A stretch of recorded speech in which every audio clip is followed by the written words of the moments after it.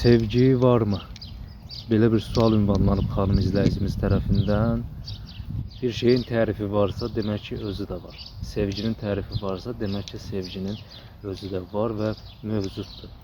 Lakin sevgi anlayışı, sevgi hissi insanlara görə, insanların düşüncəsinə görə dəyişilir.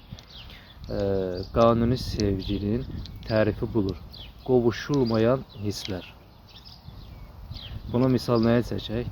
Məcnunla Leyli hekayəsini hər biriniz bilirsiniz. Məcnun Leylinin sevgisindən dəli divanə oldu, çöllərə, səhralara düşdü, ağlını itirdi, huşunu itirdi və özündən tamamilə əl çəkdi, xəstələndi.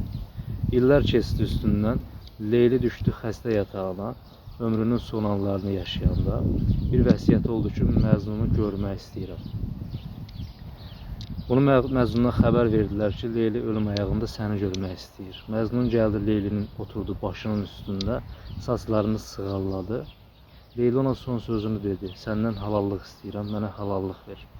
Sən ki, mənim dərdimdən dəli oldun, çöllərə düşdün. Səndən bir şey, halallıq. Məcnun dedi, vermirəm.